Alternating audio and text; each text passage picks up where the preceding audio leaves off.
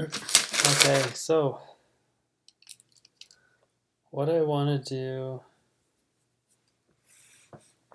is I want to derive the wave equation from first principles,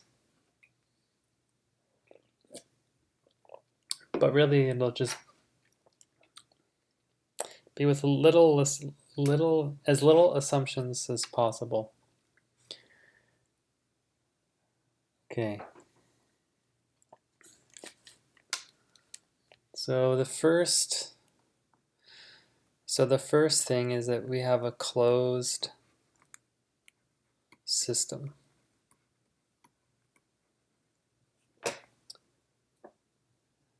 Which means that we have a countable number of basis states, starting from 0, 1,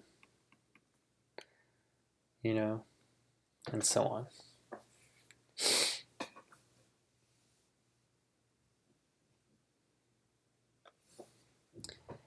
And the set we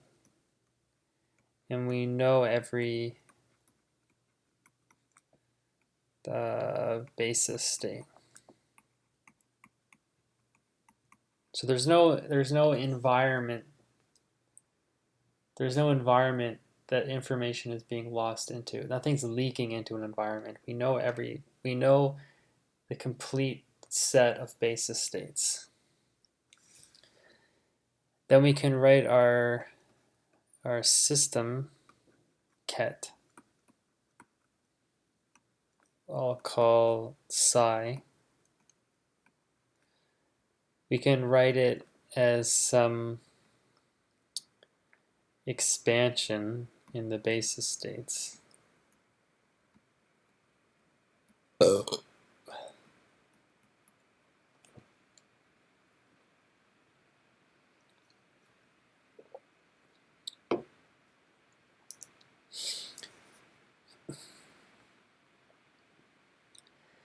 Right, and this just means that the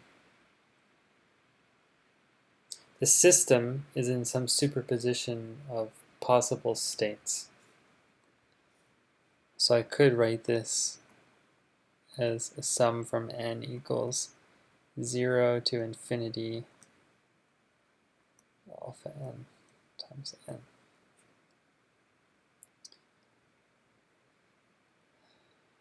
Okay, and so the first assumption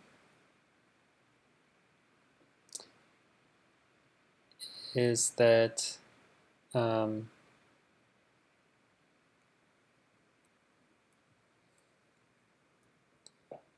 inner product will be equal to 1. And this will imply that the sum of the probabilities has to be 1. So this is just basic quantum mechanics. And then these alpha n squareds, these are probability density functions that give the probability for the system to be in the state n.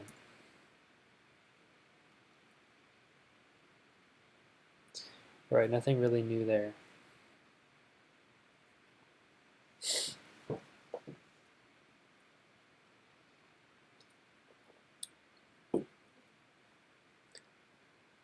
So probably for two-state systems,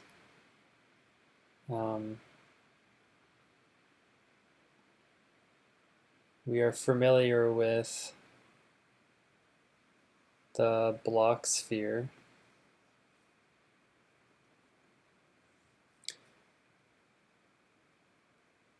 Right?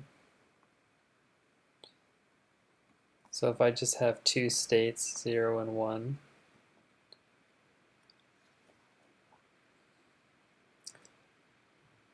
and this block sphere has a radius 1, and then a state on the equator is some superposition.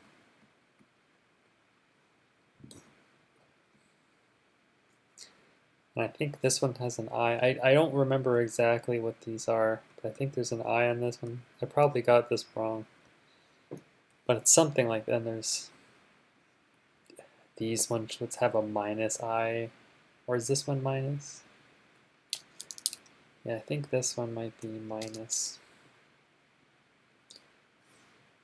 And this one is 0 plus I, 1. Over here, this one is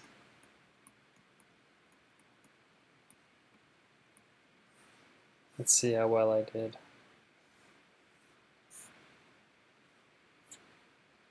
Where's Chrome?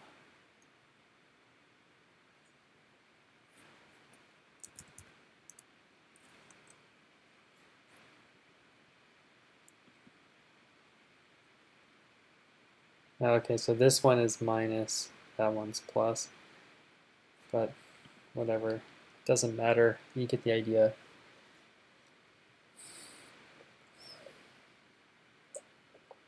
So in this system, we just have, this is just a two-state system.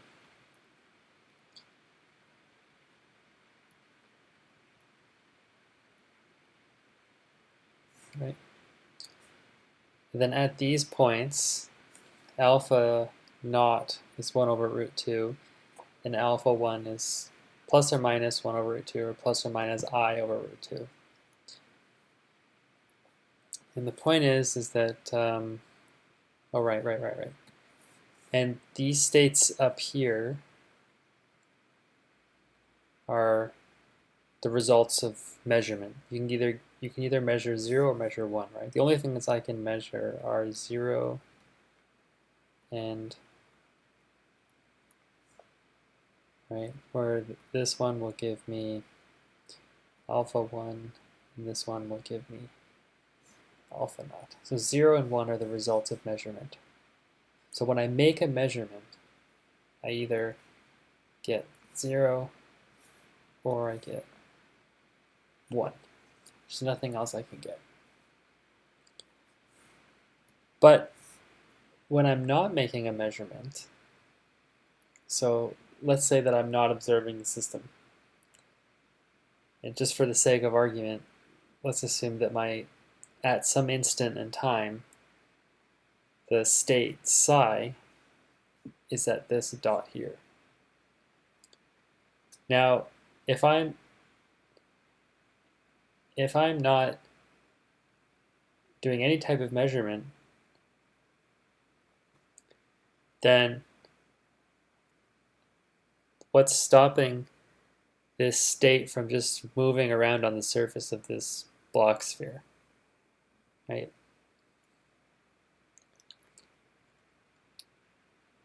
Right, so it could just be evolving around in some, just in time, just moving around. As soon as I make a measurement, it goes to one of these poles, either the south one or the north one. So, and then once it reaches one of these poles, it remains in that, what we call eigenstate, forever.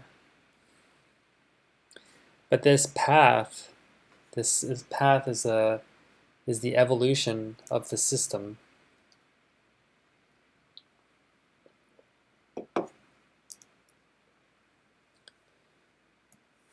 And so I can write down, so I can parameterize this path with some parameter t, which usually is time.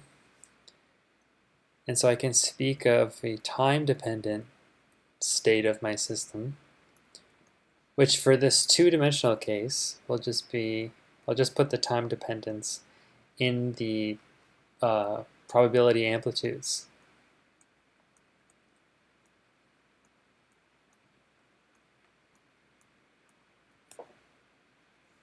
So maybe maybe at t naught, so at the initial time, maybe this alpha naught of t is just 1 over root 2.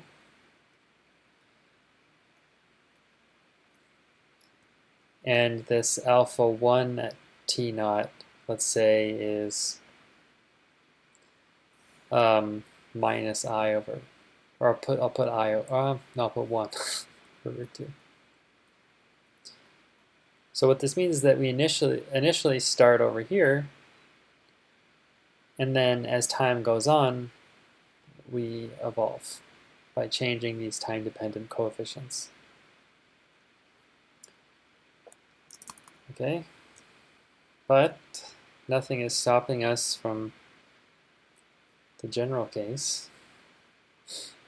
Oh, and before I go to the general case, I should just say that because the states are normalized,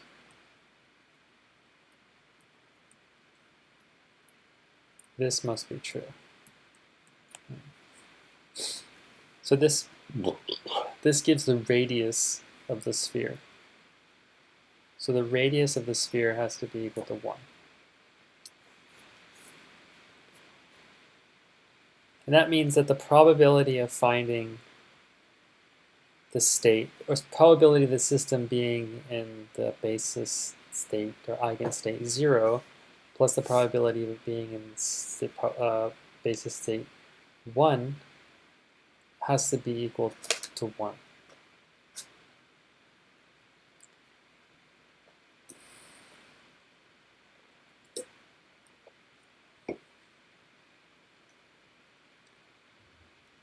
I mean, at this point, we could also think of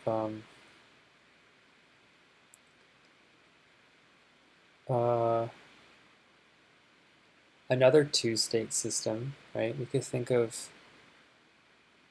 say, we have a room that's divided, or maybe, yeah, we have a room, that's divided by this this line here. But things can, like, this is just a line in the floor, let's say. And I have a red dot that's moving around. I don't know what it just does something. Right? It starts here, that's time 0, this is time 1, let's say. And this side of the room I'll call state. Well, I don't even have to put 0, I can put left. And this side of the room is the right state. So I can say that, and let's assume that you can put, this is inside of some box, right? This is some box. And if I wanted to, I can put a lid on the box, so I don't know what's in there, right? So if I put a lid on, I just see this box and I don't know what's going on, right? Maybe I should do the arrow this way.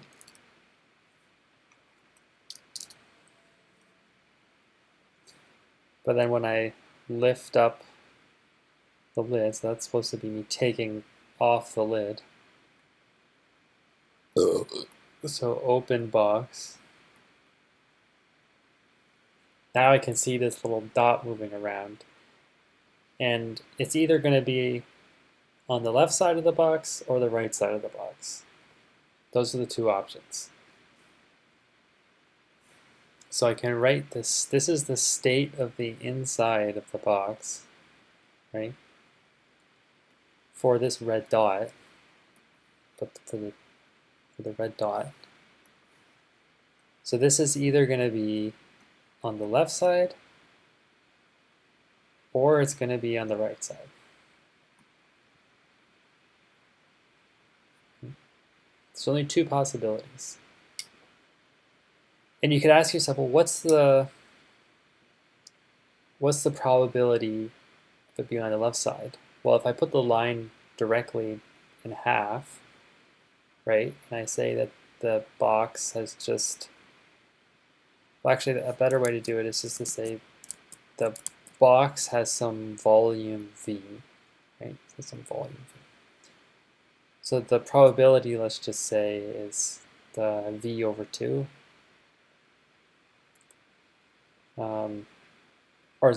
And it divides the volume in half.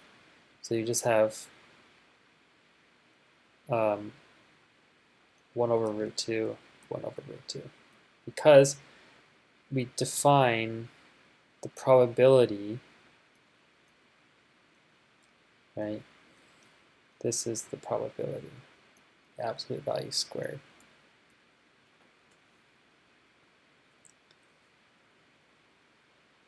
So this is a definition.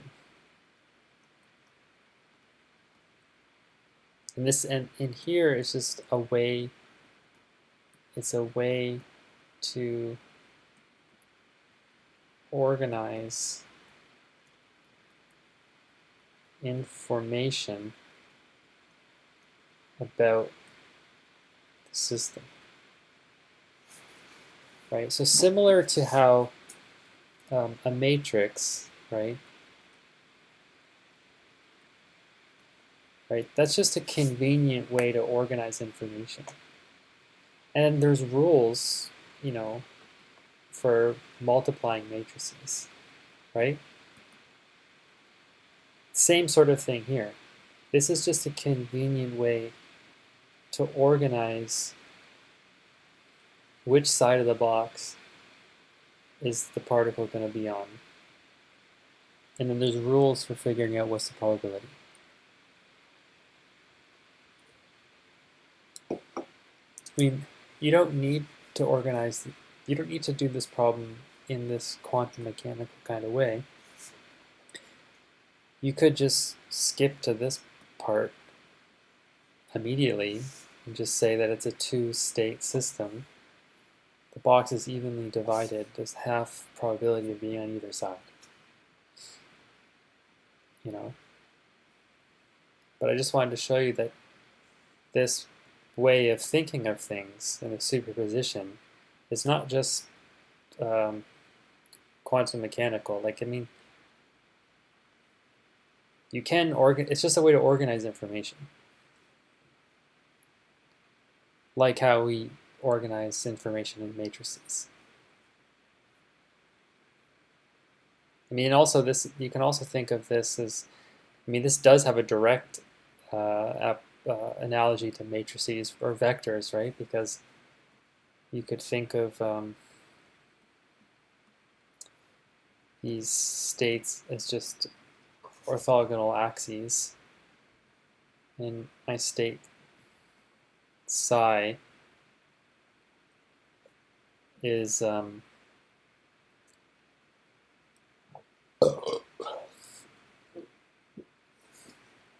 some point in this plane. But this has to be 1. It has to have radius 1. And then the probability, this is just the projection, right? And this is my, so the, yeah. Okay, I think I've beaten this horse to death.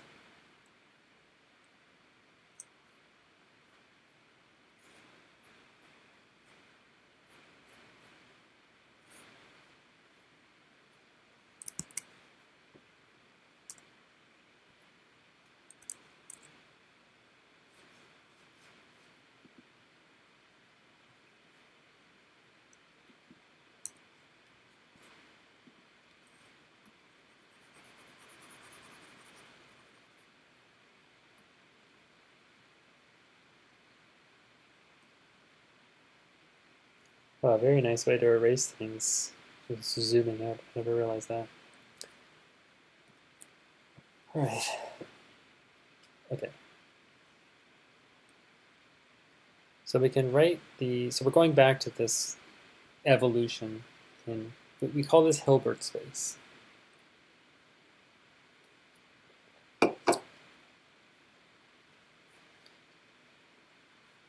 And yeah, so for two basis states, we can have write a three-dimensional representation of what the Hilbert space looks like. But if we have an n-dimensional or infinite dimensional number of basis states, then who knows what that Hilbert space is going to look like as a picture. But we do know that a state, so a state is kind of like this ray, which always has length 1, right? And they're defined relative to some origin, let's say. So we know that every possible state will have this unit length. And so all states will be pointing to a surface, which is, and all points on that surface are equidistant from the origin.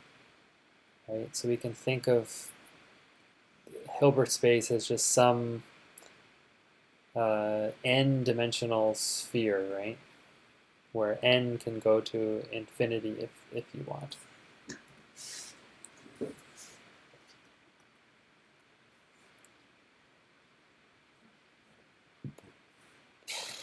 And we can still think of our paths, and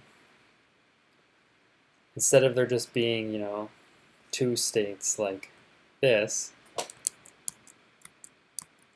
I don't know where the eigenstates are. There could be one here, there could be an eigenstate here, this could be number 161. There could be one down here, that's the third one. There could be one over here, that's the 33rd one. Who knows where they are. And remember, these basis states 0 and 1 are actually orthogonal. So the analogy to the Cartesian plane is something like this, right? But as they're drawn in the block sphere, they're actually different by an angle of 180, not 90 degrees. But their overlap is still 0. So the block sphere is not showing them as orthogonal, but they really are orthogonal, but not in the Cartesian graphical sense. So it might be confusing to see orthogonal basis states, and they're not orthogonal as I've drawn them, but they really are orthogonal.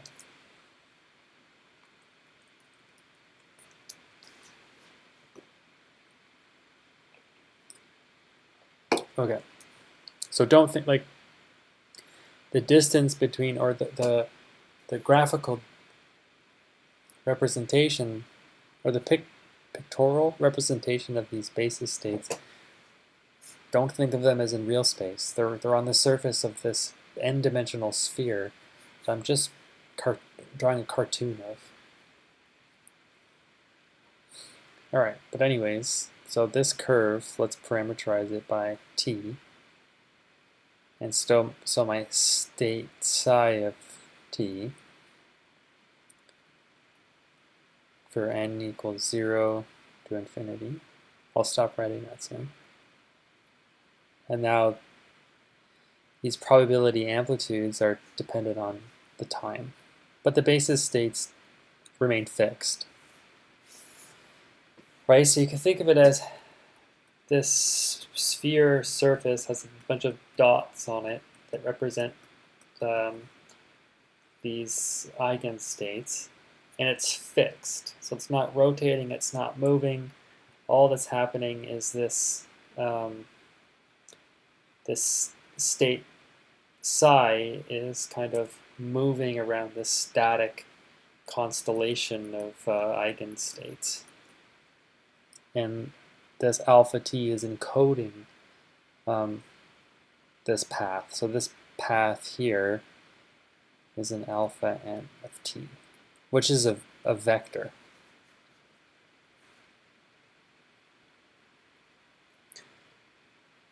All right.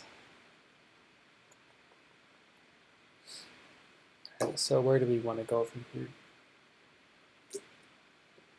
All right, so what we want to know is, well, we all know Schrodinger's equation, right? So we all know that d psi over dt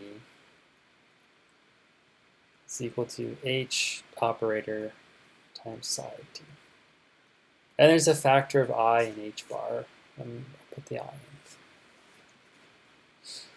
And there's an h bar.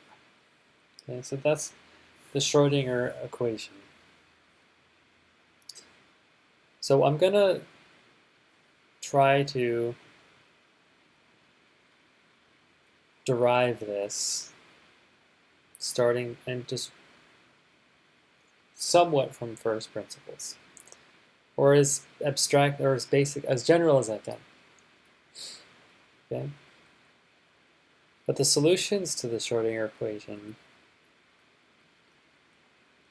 are e to the minus I h t over h bar times some initial time. Okay, and so what this tells us is that this is my initial point, so that could be this point here. Okay. And then if I move to, say, this point here, so this is t0, and then at time t,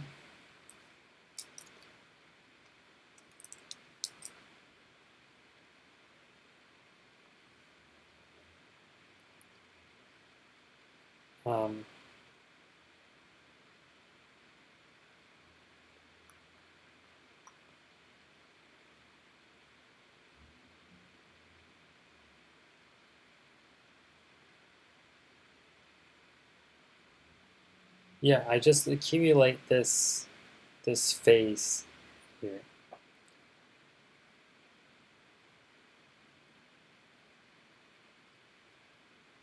So I'm just getting confused.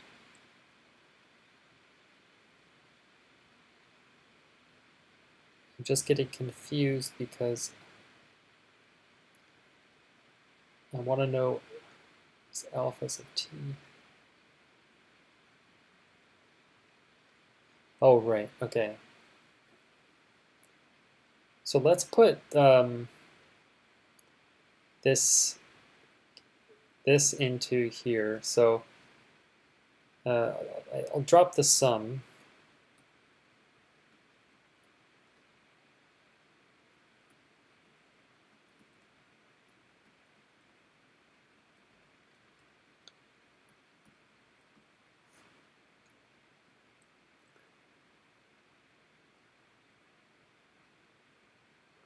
Right. Right. So normally what we say is that when H applies to N, we get the energy of that state. So then we find that alpha of T is E to the I minus I ENT. All right, times some initial value. That's it. Okay. So then my psi of T, I'll put the sum back in. The sum over N.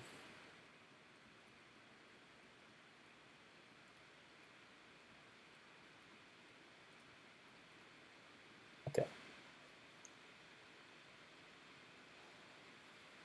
So what's going to happen is that each of these alphas, from their initial value, right, the initial value will just acquire some phase that depends on the energy, right? Because I've said that H, this is just the time-independent Schrodinger equation.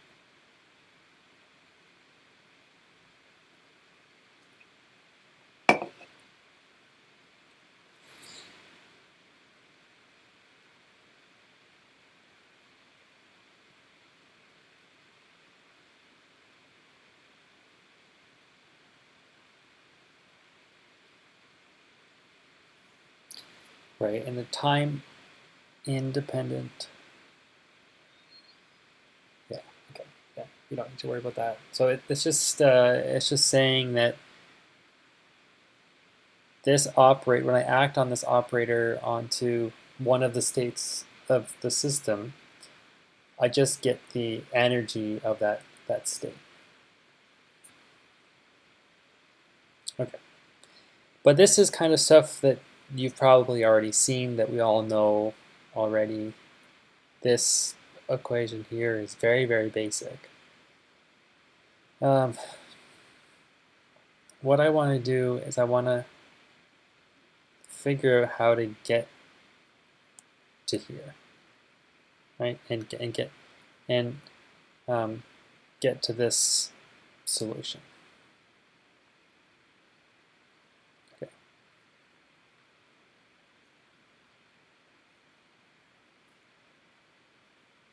So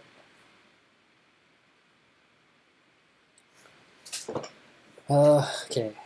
So in order to do that, we're going to make a choice, okay? So we'll say that, let's say at psi 0, no, I want to go the other way. So I start from psi of 0, right? And I go to a state psi of delta t.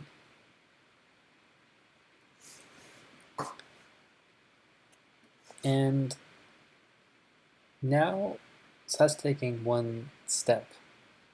That's taking one step on the surface of the sphere.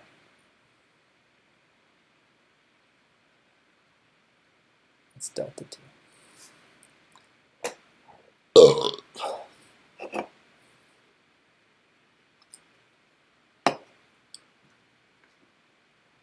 So what's like the simplest, most abstract, most general way that I can do that? Well, I'm going to put forth an option. I'm going to say that this is the most general, abstract way that I can do that. Putting that out there. So this is just basically saying that if I have some, let's say I have some vector x and it's equal to a matrix multiplying a vector v. So that's what I've written here. I get some vector is equal to some matrix times another vector. Okay, that's all I've done. And it must be that, let's say I don't take any step at all. I just stay where I am. Well, then K0 has to be identity, right? Because that's like saying I have some vector v is equal to a matrix times v. Well, if that's the case, then this matrix has to be the identity matrix, right?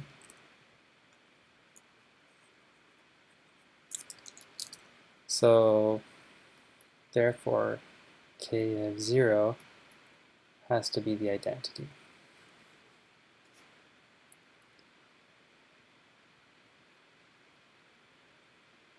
Right. Now, okay, so I've taken one step. Now what if I take another step? So now I'm going down here, another step, delta t. So in total, I've gone 2 delta t, right? But I've done that by going one step and then another step. So I should be able to write psi of 2 delta t. Well, that's just, I have 2 ways of doing that, right? I can either take one big step,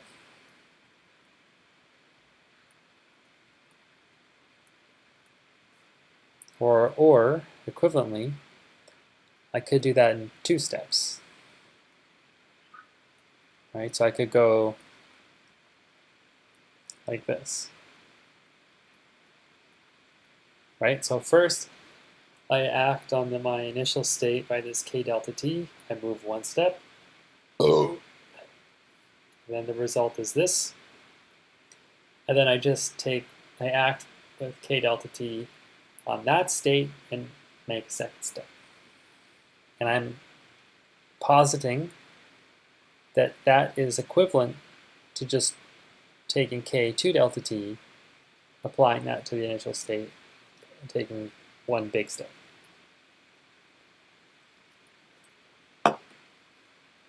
So we make the assumption. So this will be kind of an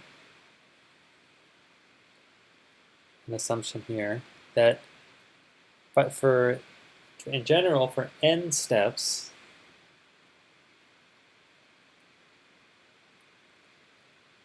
this should just be equal to k delta t times k delta t times k delta t for n of them.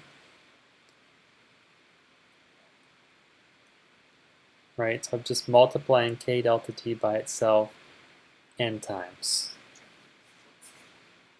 So this is what we posit to be true. And we're going to show that this means that k delta t has to be an exponential operator. But we can prove it. We only have to make this assumption, and then we can prove it. So the way to prove it, so we'll prove 1, or proof of 1, or prove 1. Okay, so we'll start with something different. So let's take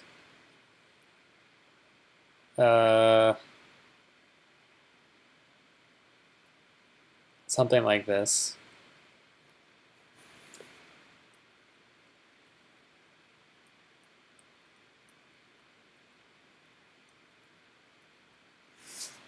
Right, and the reason why we start with this is because I can write this as k delta t plus, say, n minus 1 delta t, right? Equal to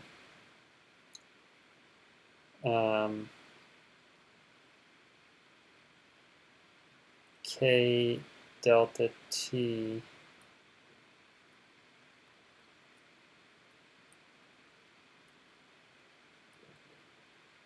right? So I could just say that my delta t is x and my y is n minus 1 delta t.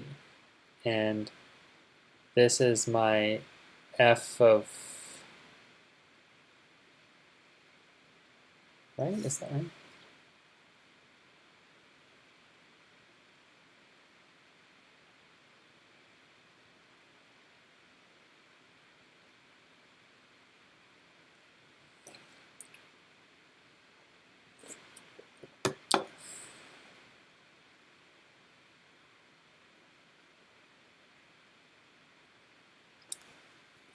Well, let's just keep pushing forward. Okay. So, yeah, okay. So this here, this is proved online somewhere else, but you can just type this in. There's a bunch of YouTube videos about it, so I'll just go through it. Yeah, okay. So what we're going to do is we start with this, and then we do f of x plus y, and we'll subtract f of x, and we'll divide by y, and then we'll take the limit as y goes to 0. And this is the same as df over dx.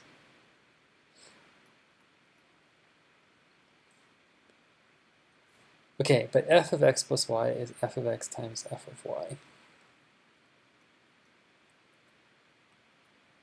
right?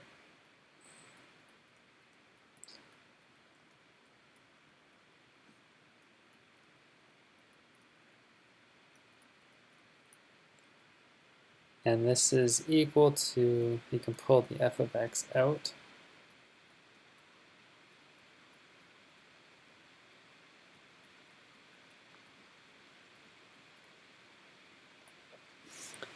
And this is going to be equal to derivative of f with respect to x. All right, so I'll call this thing just some constant. So I'll have f prime x, it's just some constant here, I'll call c naught times f of x.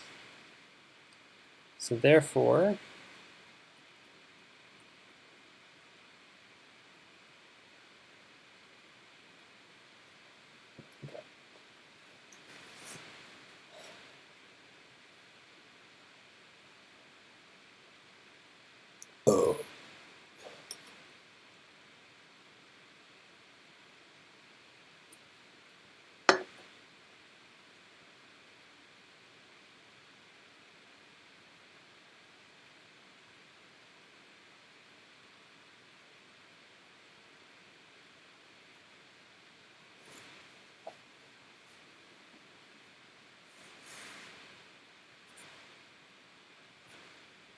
okay, so how does this help us?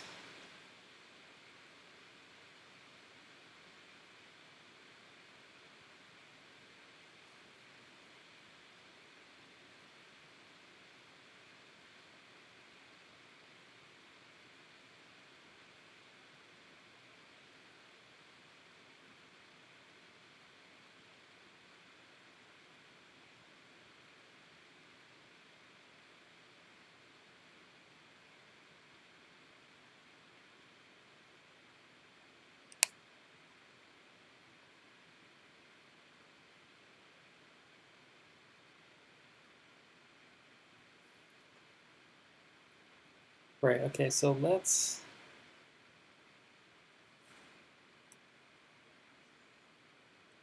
okay, so what we'll do,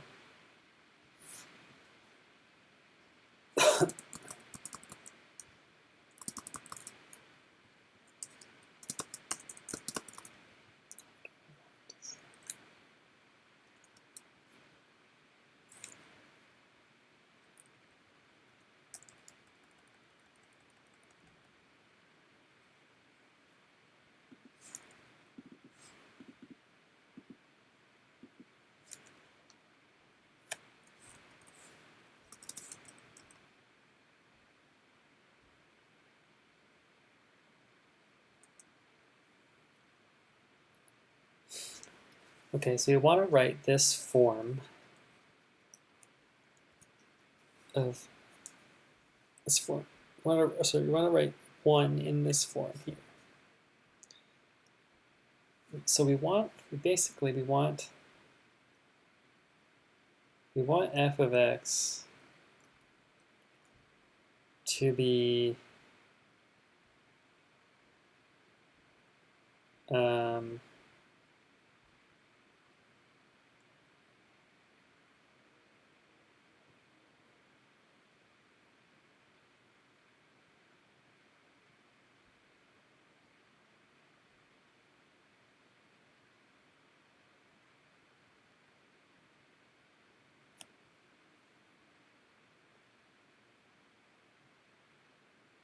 we want f of x to be k of n delta t, essentially.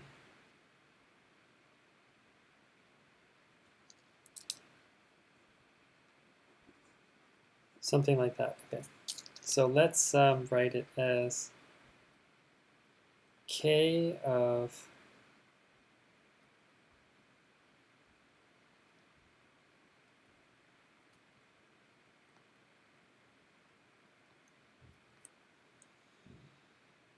right, okay.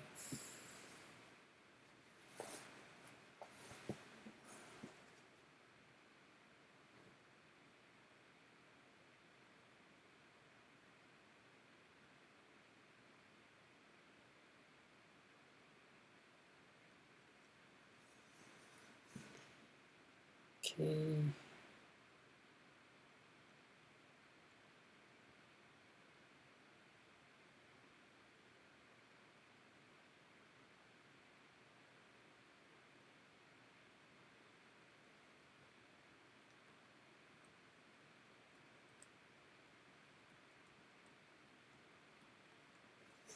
So is this true? I think so, right? Because I can write.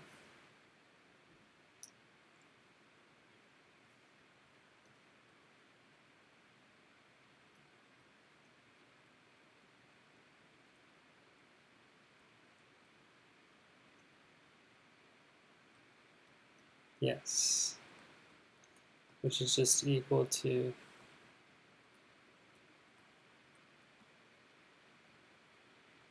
right.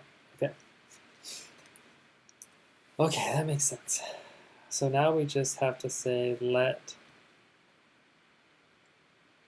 f of x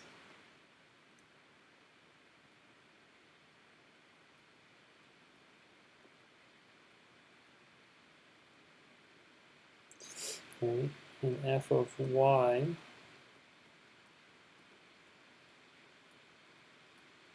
so really like f is equal to k.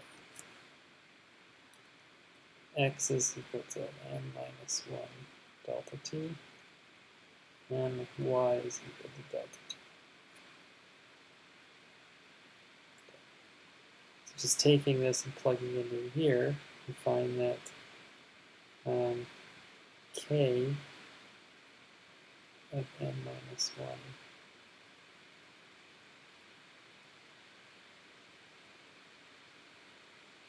and I'll write what C or naught is in a second. Okay, and C naught, we have it here, right? C naught is f of y minus 1 over y limit as y goes to 0. Y is delta t and f is k, so you can write this as the limit.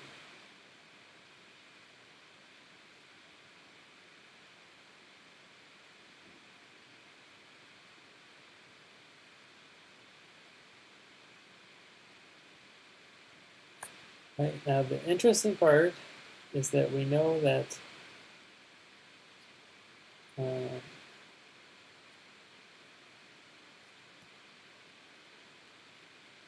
yeah, here, k of 0 is the same as 1.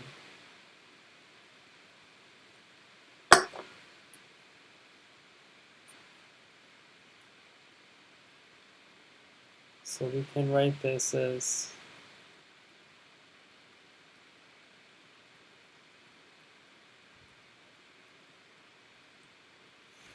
let me write the limit. Oops. So this is just the derivative. It's the derivative of k with respect to t at t equals 0. So it's k dot at 0. And then we can let t be equal to n minus 1 delta t. So then k of t is just equal to e to k dot 0 times t. That's the final answer.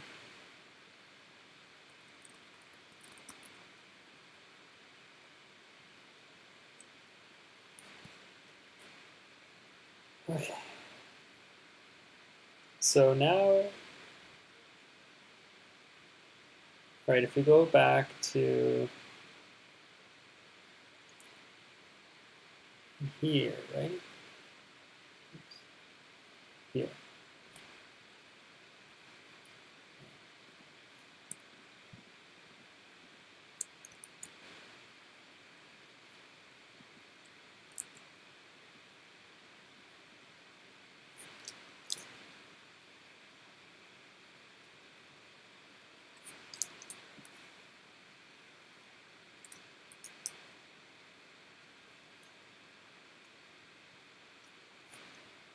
So instead of being 2 delta t, we'll just take n minus 1 times delta t steps, which is t.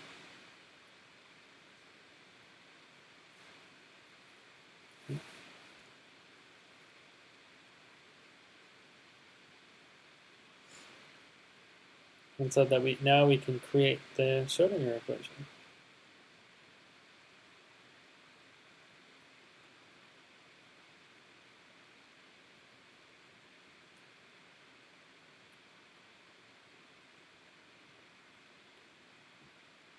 But k dot t's from up here,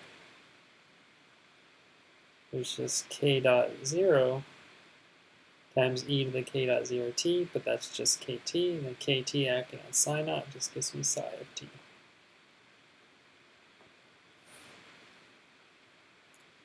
And so what this means is that if I say that k dot is 0, if I just say, well, that's the same as minus I over h bar times the Hamiltonian,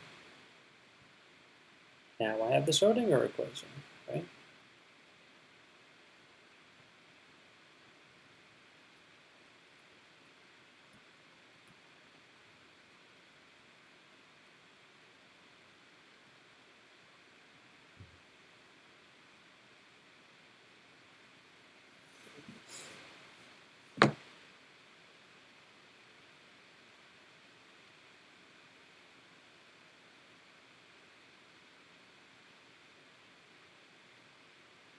Right, so that kind of, I haven't motivated this step at all, other than this is the correct choice to get the Schrodinger equation. But you could keep things at this point, and this is general. At this point, we've only assumed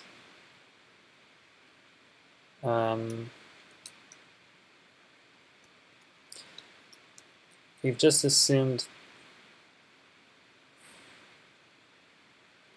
this here. We've assumed 1.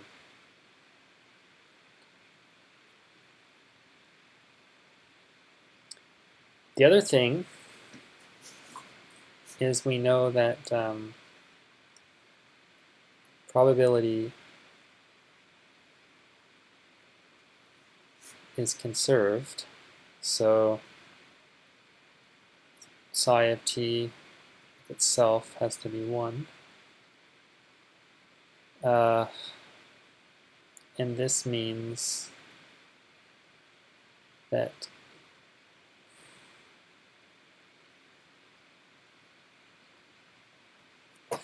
right? So we'll have that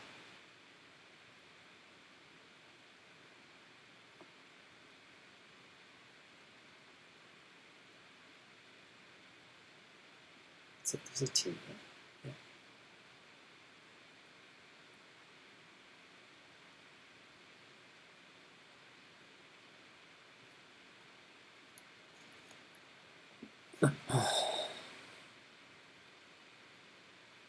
So what this means also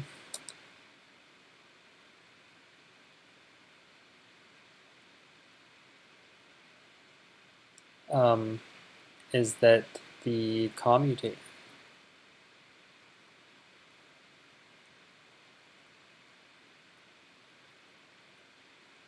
so the commutator has to be 0.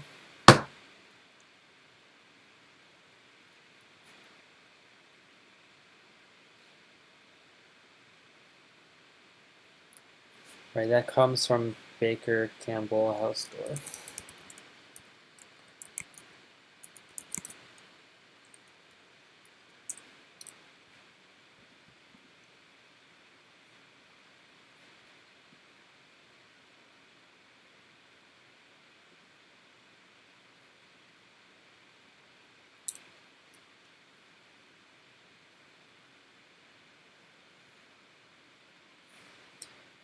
right? So if I write something as e to the x, and I say that has to be equal to 1, right? Well, it's also equal to e to the z, so therefore z has to be equal to 0.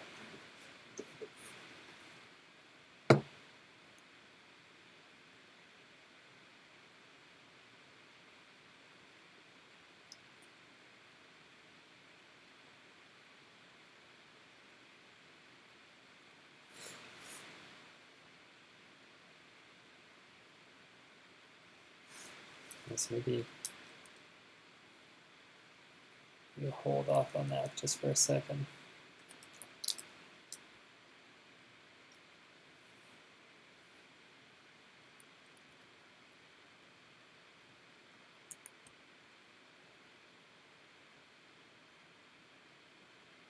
Oh my God.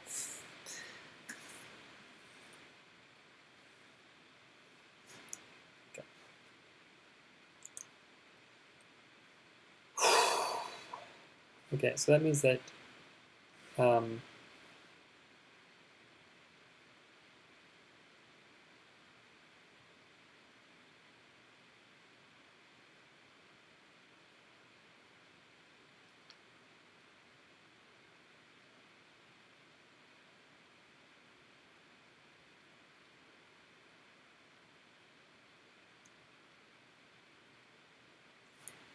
so that means that this whole thing has to be 0.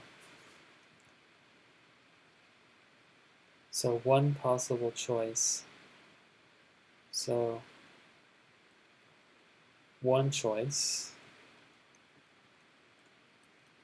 is that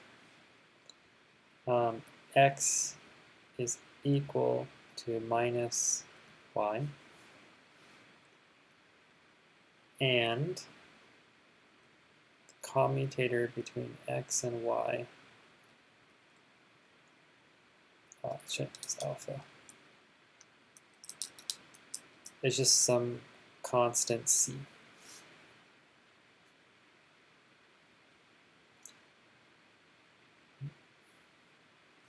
So this means that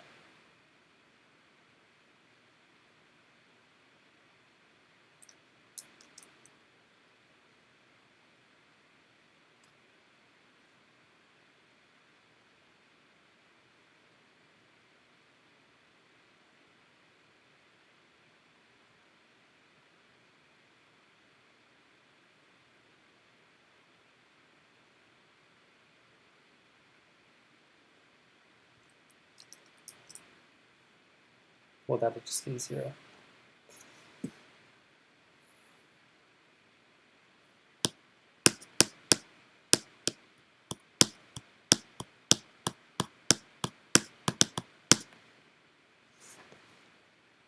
The other possibility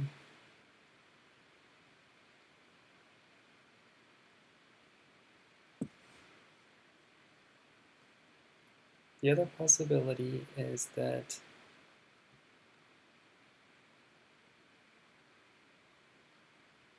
x comma y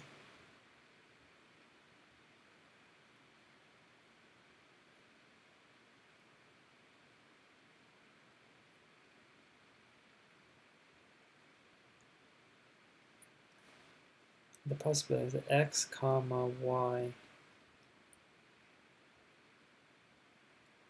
is going to give you some constant times x.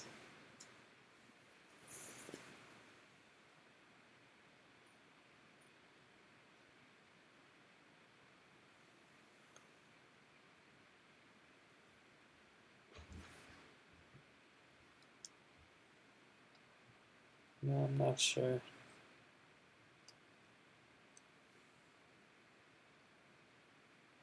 I think this is the choice to make. So this means k dot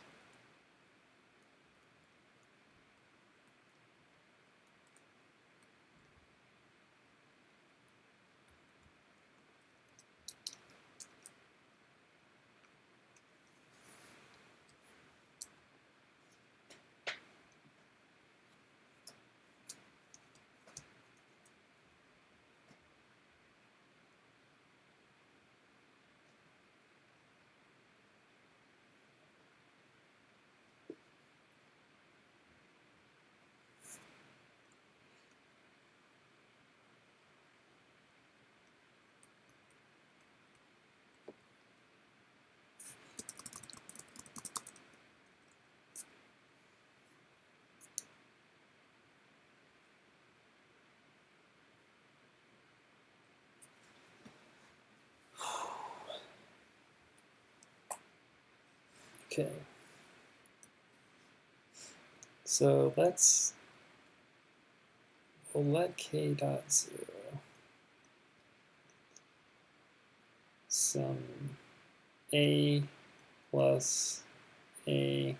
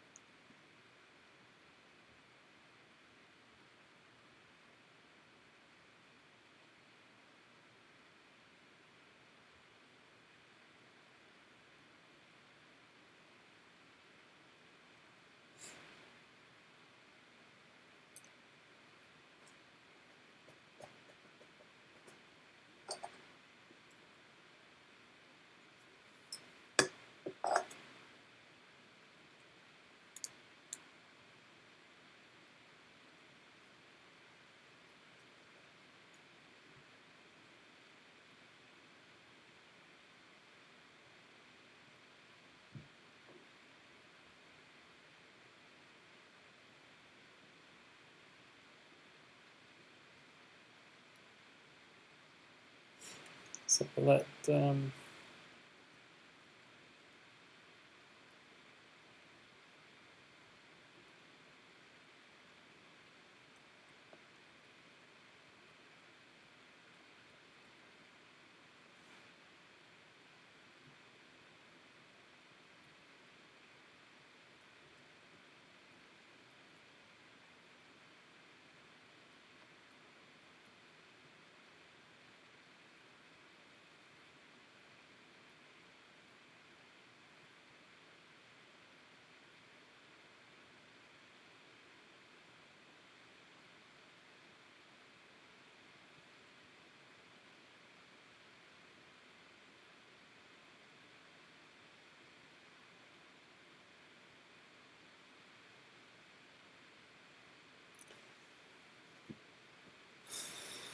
now the reason why I chose a plus a dagger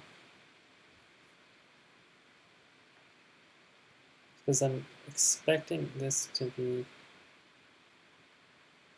Hermitian, but that doesn't make sense. It's not Hermitian.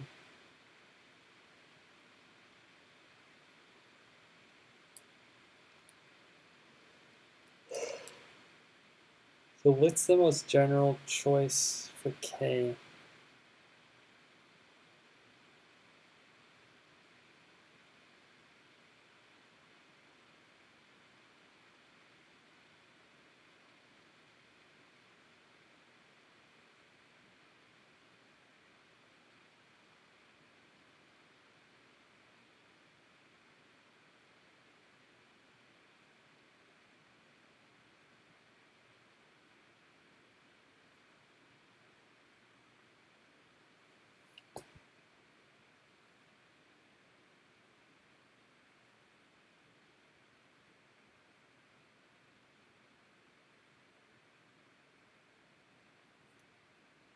Okay, the question is, does K have to be Hermitian? So we have to prove we have to prove that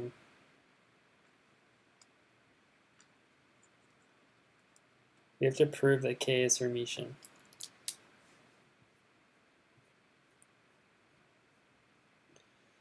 All right, so the other thing we know that if I do d psi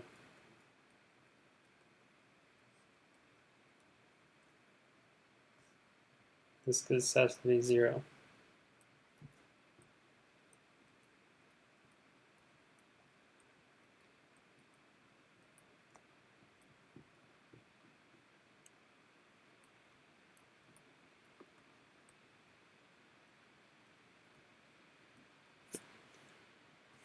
Okay, now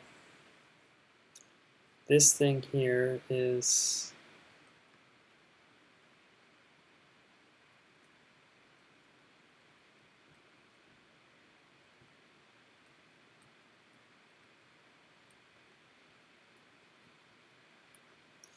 okay. So we've just shown this.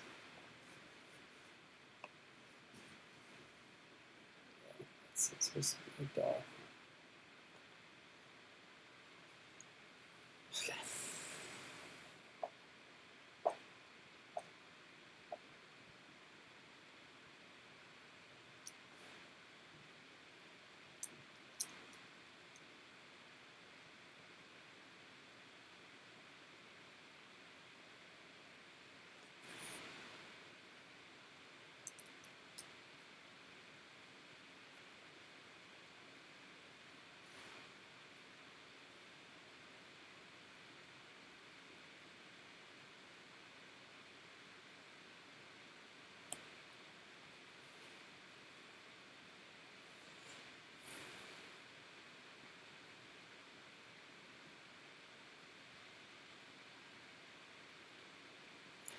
Well, if I take the density operator,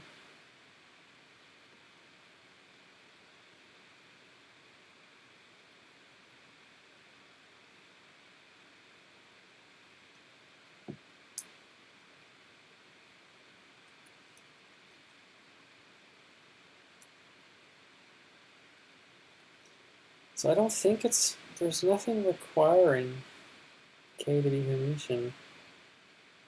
The commutator just has to be 0.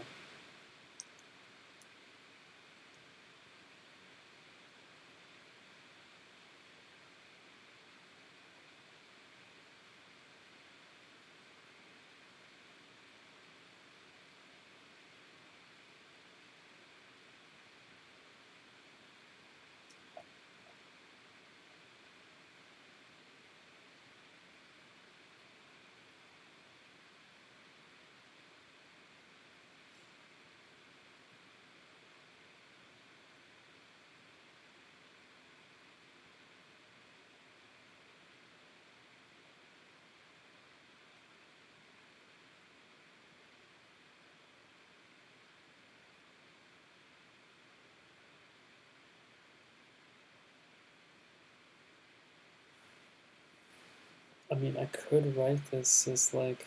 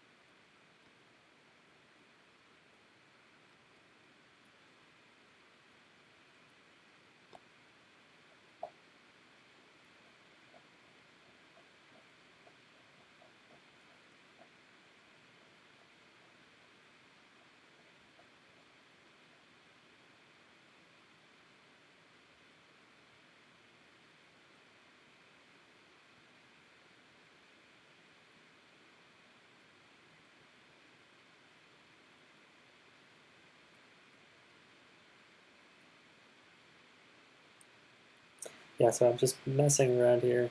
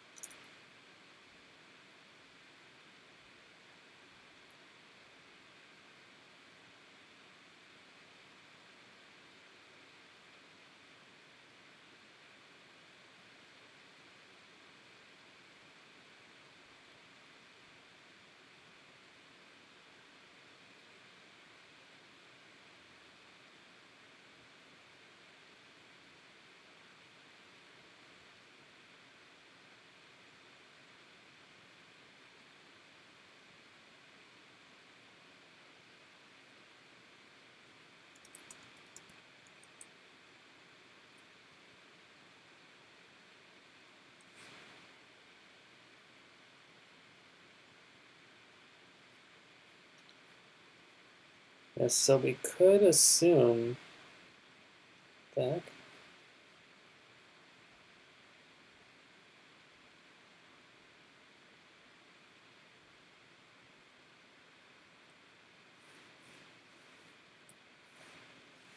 so let's assume that AL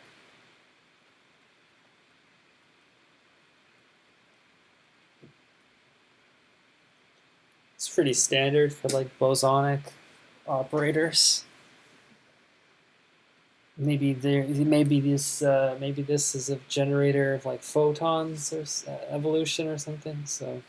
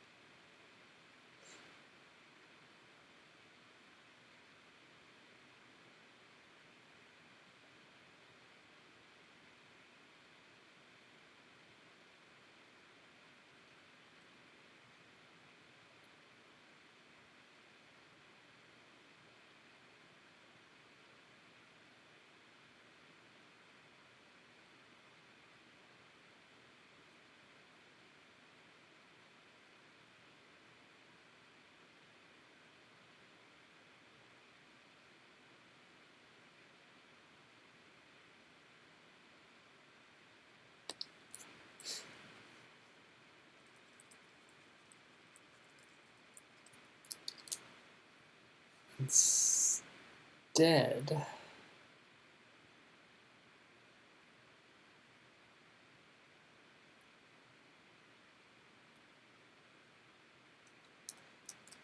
we will assume that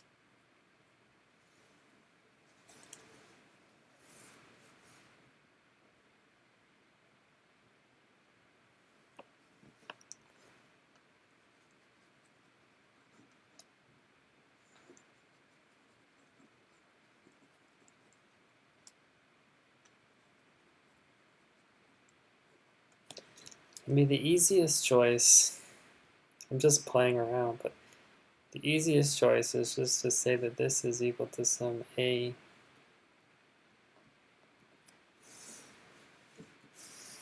right?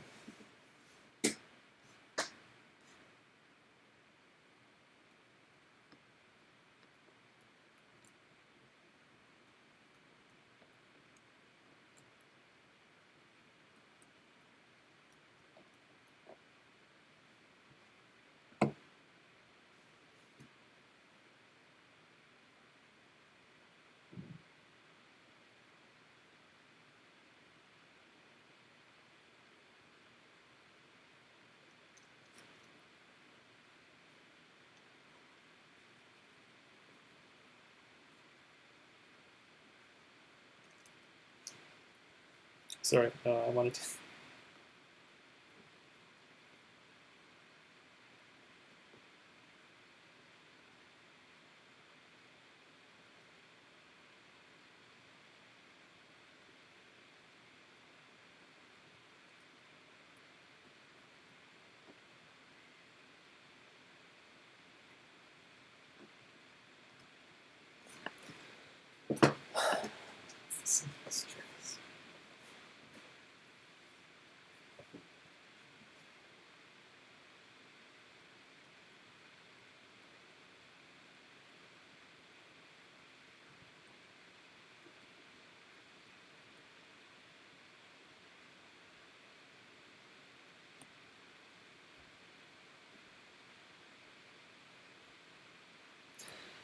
That's the simplest choice.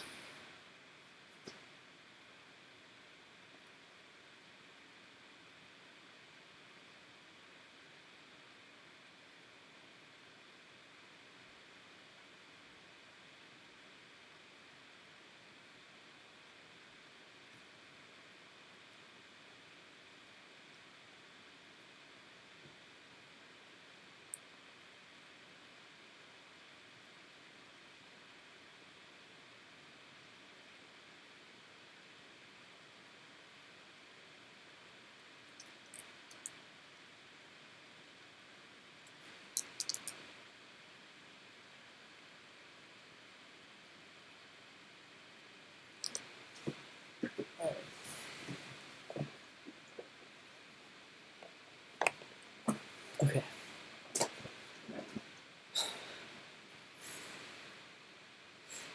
Where we've assumed out of the 0th assumption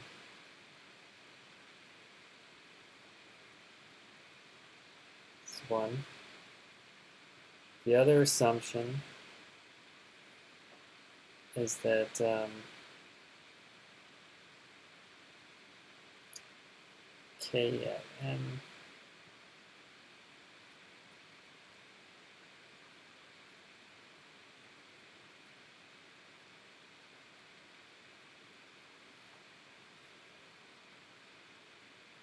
right? And then if we do these assumptions, we find that this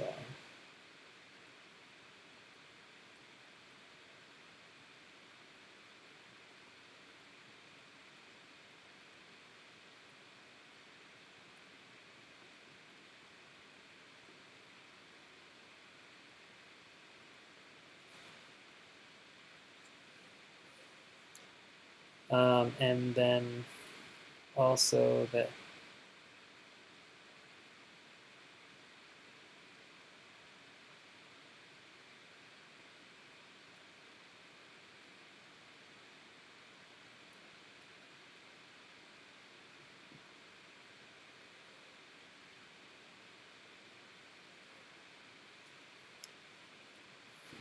all right, so that's the point. Start with a closed system, and you can expand your system state in a number of eigenstates, and you force normalization. And if it's also true that in the evolution, one big step is the same as taking lots of small steps, then you can derive this equation for the evolution.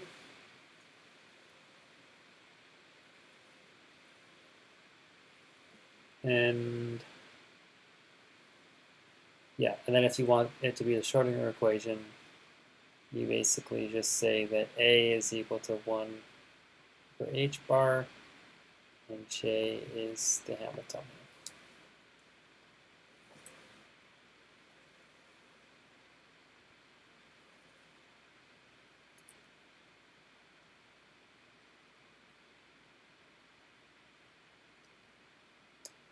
The question I have is that when you go to So, I mean, okay, so we know the Schrodinger equation is valid for um, relativistic particles, or non-relativistic particles. So you can use Schrodinger equation in quantum optics where your photons are not traveling fast. I mean, that's not really true. I mean, that's just a question I've always had in general. In quantum optics, when you're using the Schrodinger equation, why are you able to use the Schrodinger equation? Because I always thought that photons were traveling at the speed of light. I don't know. That's always confused me. But maybe I'll do that in another video some other time. The Schrodinger equation, okay, it's valid if you're non-relativistic speeds, and also if there's no spin, I think. Because if you want to go to the if you want to use spin, then you have to go to the Dirac equation, I guess, something like that. So my question is, this assumption 1, maybe this is not true in a relativistic limit? Because somehow you shouldn't be able to derive this result if you're including relativistic effects.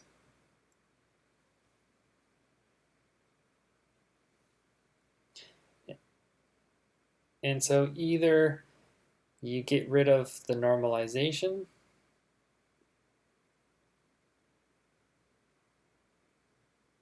well, there's 3 possibilities. So relativity.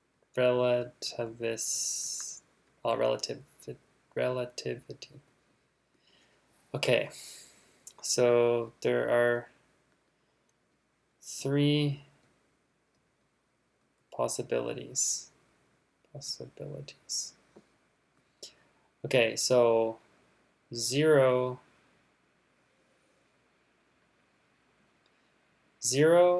is not true.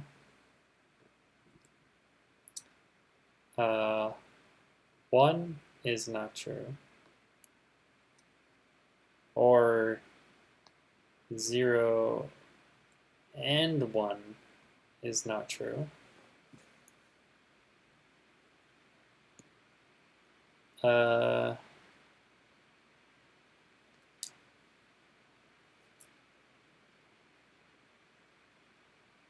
maybe there's 4 possibilities. And then the other possibility is that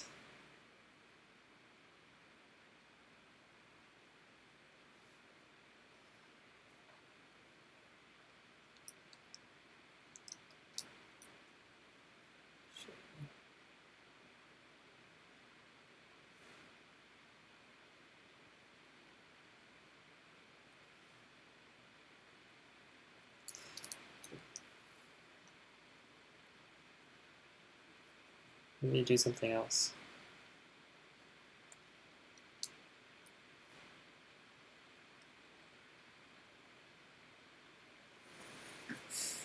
Okay, so I have 0 and 1.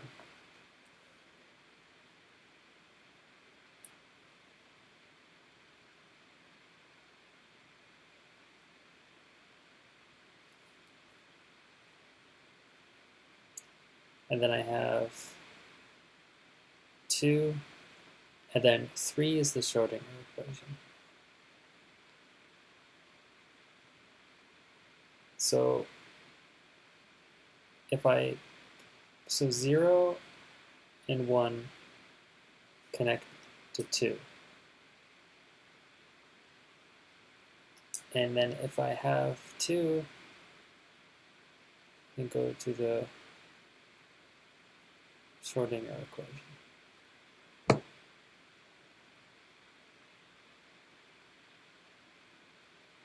Okay. So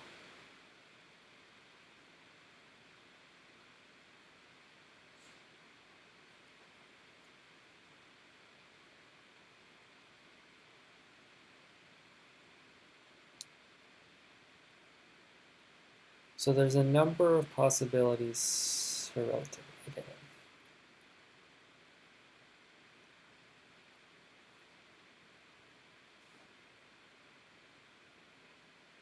So it's possible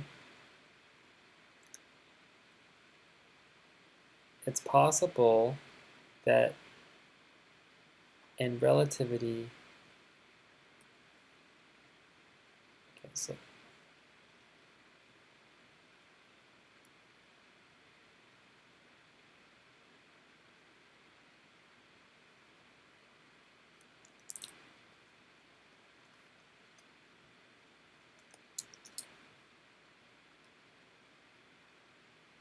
I'll do this is for relativity.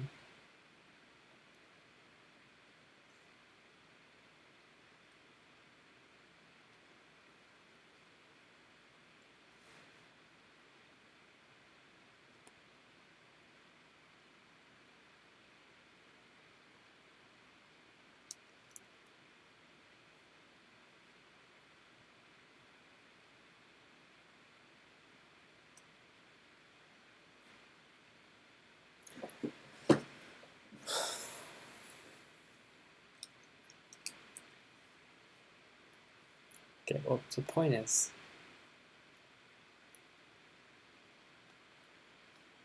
that it could be that 1 is not true. If 1's not true, then 2 is not true, and then 3 is not true. Right?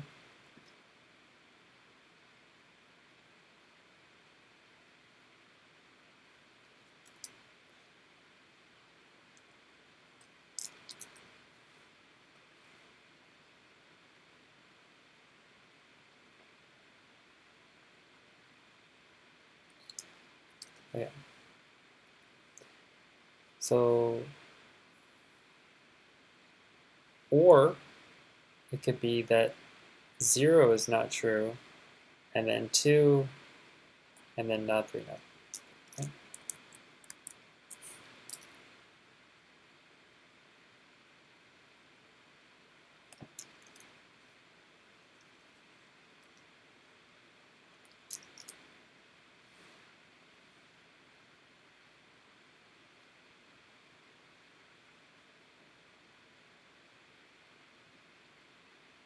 1, 2, 3, 4, 5. 1, 2, 3.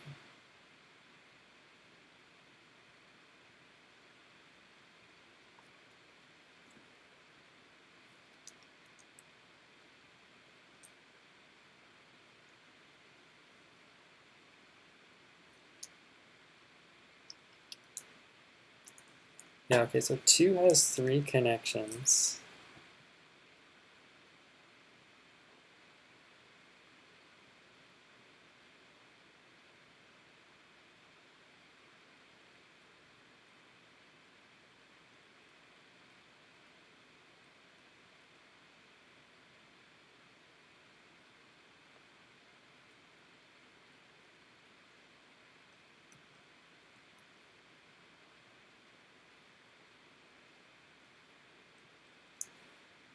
Okay, so it could be that 1 is not true, then 2 is not true, 3 is not true. And you can't go for it. Could be that 0 is not true, 2, 3, 2.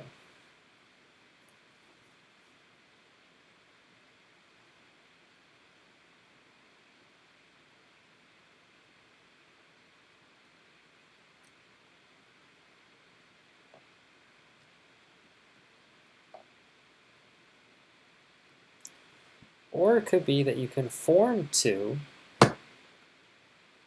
but you can't, define the energy that way. So it could be that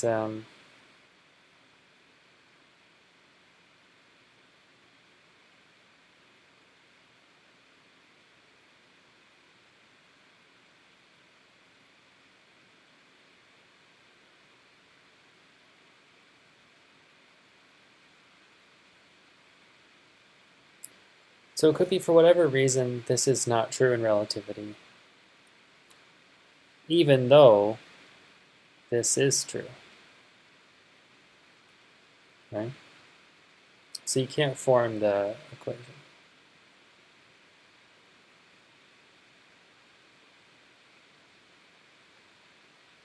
Or maybe for some reason, this does not equal 1 for all time, but it's still the case that Kn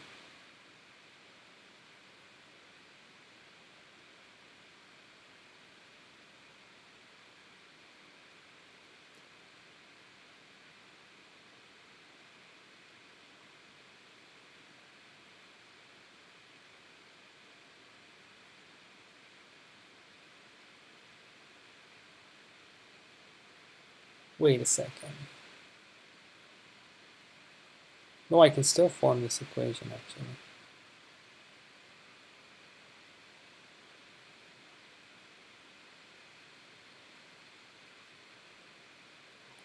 Yeah, never mind.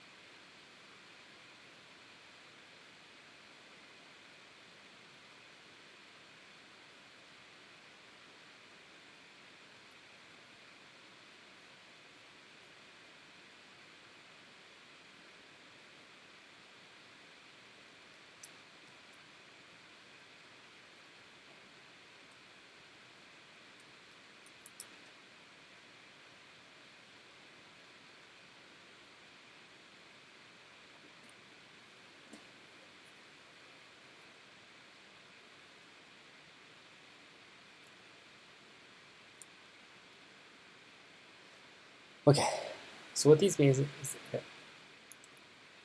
so it could be the case that probability is conserved, but for whatever reason, this is not true. Kn delta t is not equal to k delta t to the power n.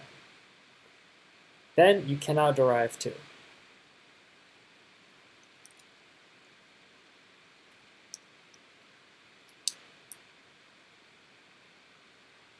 So I should actually change this.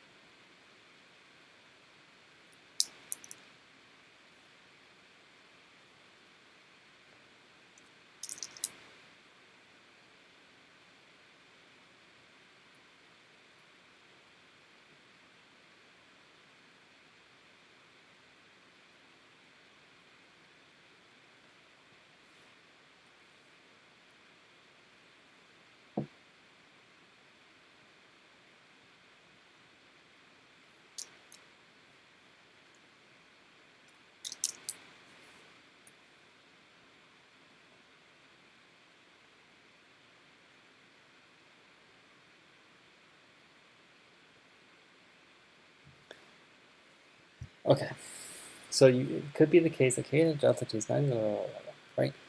If that's true, you can't derive 2, which means that you can't set k. So k is not just equal to minus I h, and you can't form the Schrodinger equation. But even though the probability might be conserved.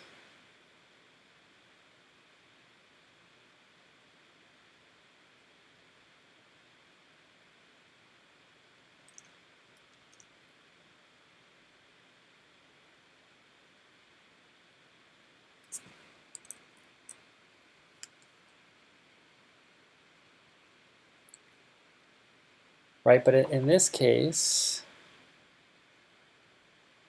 the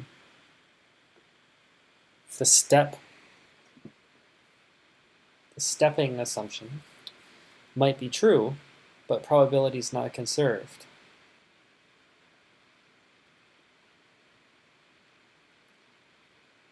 And so,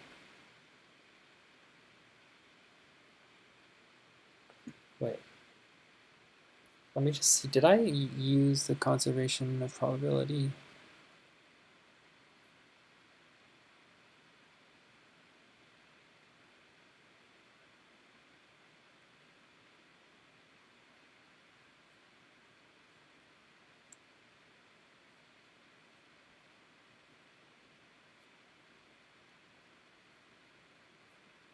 I never used it, did I? Whatever. So the second case is that the probability is not conserved for whatever reason, but the stepping assumption is true.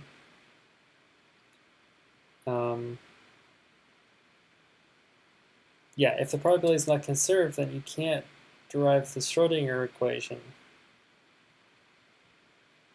because I can't write k in this way.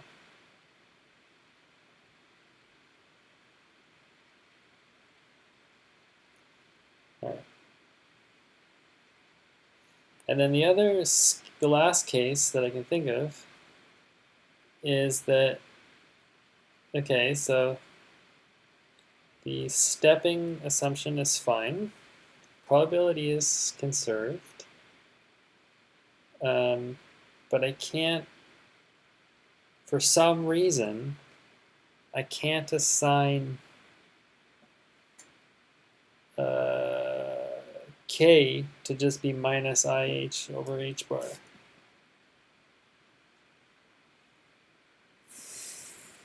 Maybe there's something wrong with that. I don't think this one's true. It doesn't make sense to me why probability wouldn't be conserved, because we have a closed system. So this must be what happens. This is no longer true.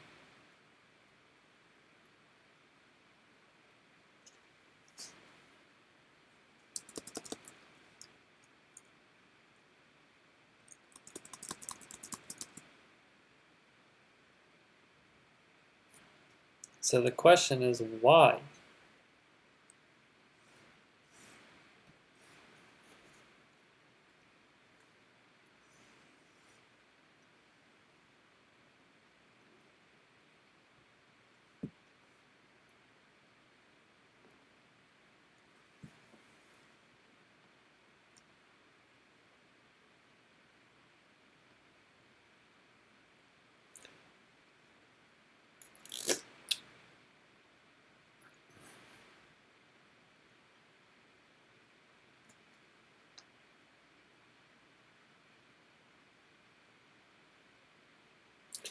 So specifically,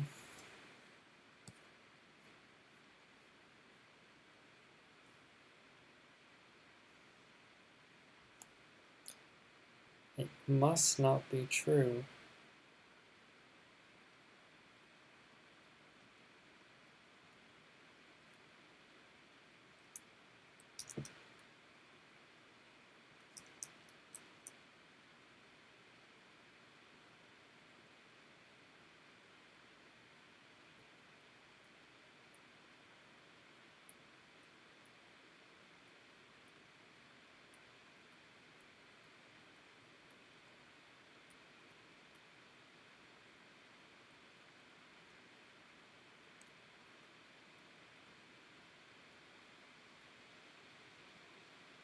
Question is why?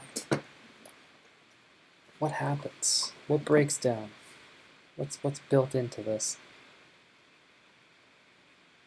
So I think what's implicit in this formula is that, okay, so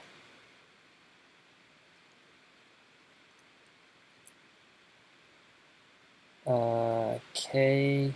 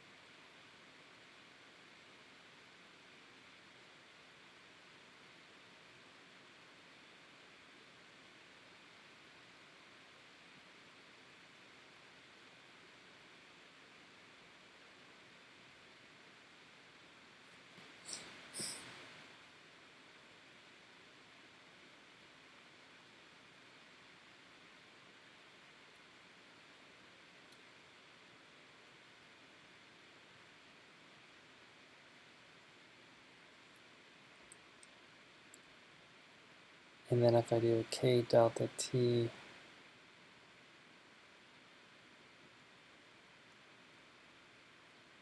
this is supposed to give me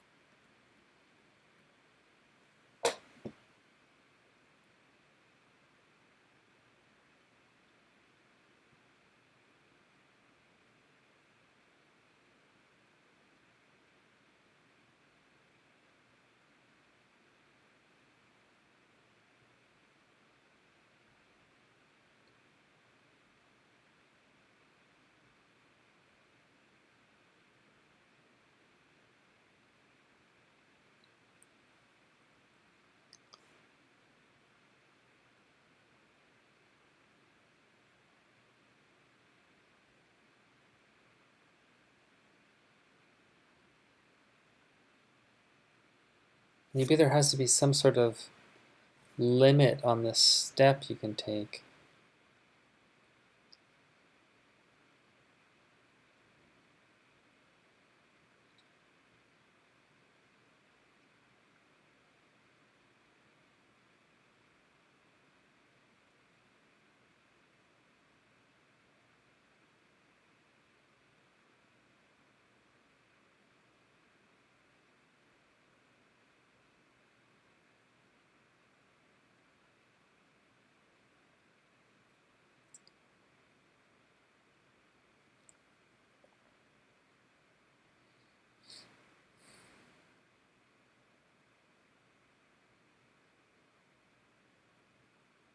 But I don't see, like, because I don't see where the relativistic effects are going to come in here. Yeah, I don't see where those effects are going to show up here because this is not real space. This is just some path in an abstract Hilbert space. So why should the relativistic effects take things back? They're going to show up here in the Hamiltonian, in the energy.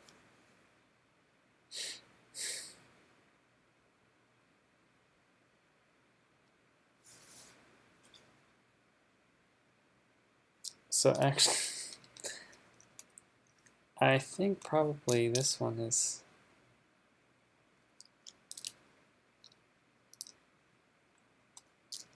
I think this probably will be the one that breaks down. That you can derive this result, you can derive this equation, but you can't go to the Schrodinger equation, which means that this k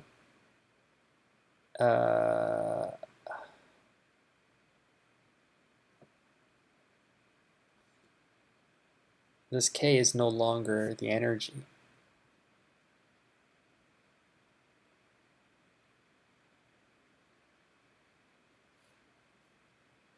So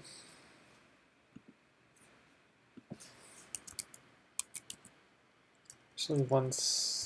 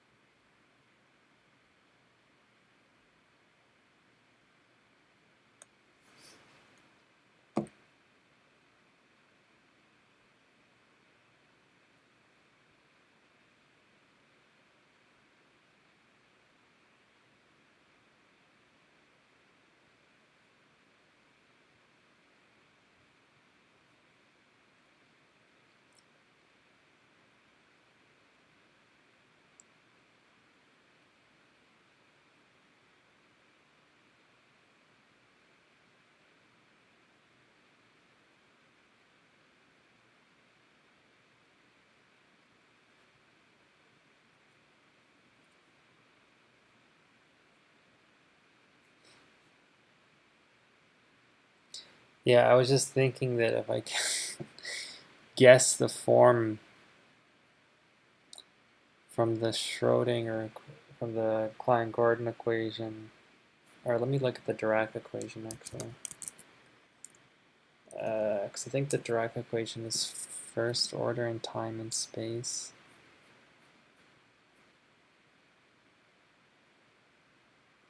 Yeah, okay.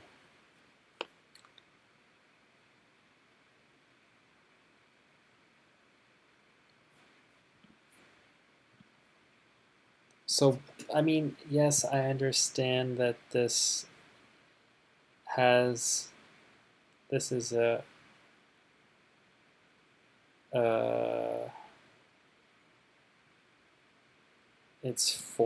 has four components and da da da da da.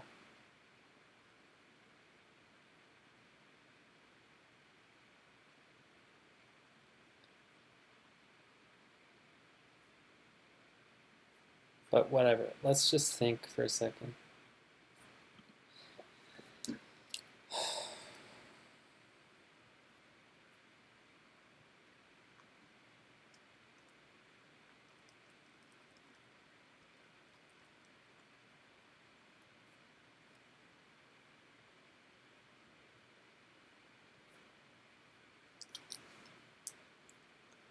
So it has this same kind of structure.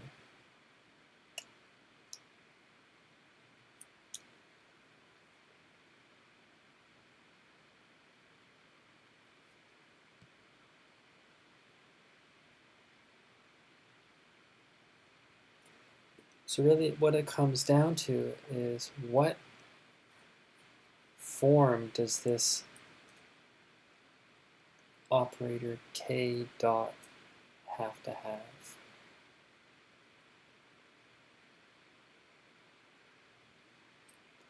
Now k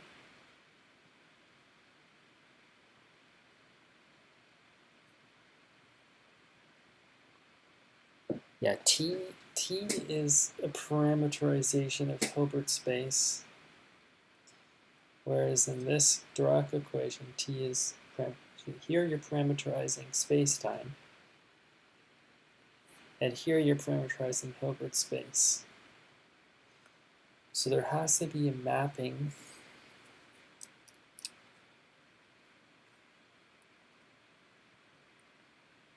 map from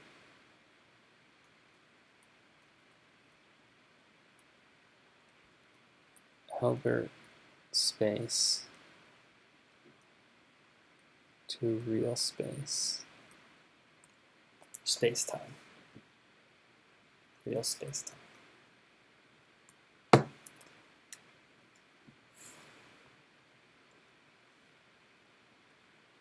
So k dot, this is in Hilbert, has to go to some function. It's going to be like minus I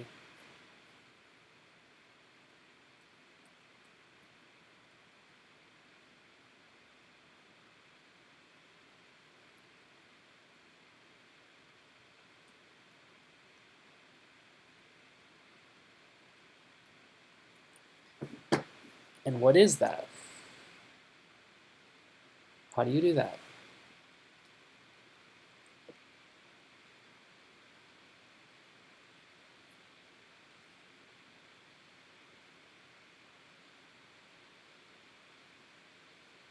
How do we do that?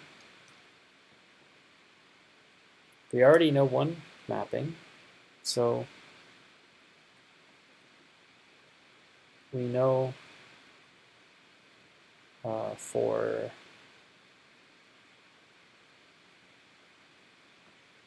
space plus time, k dot 0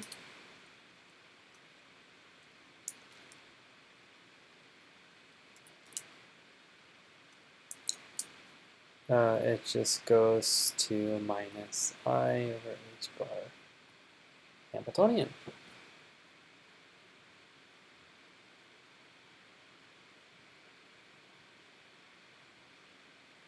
What about the case,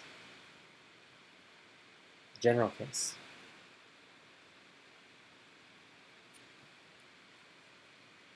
So if you can create a theory of this, then you can write down a Schrodinger type equation for anything. Blah, blah, blah.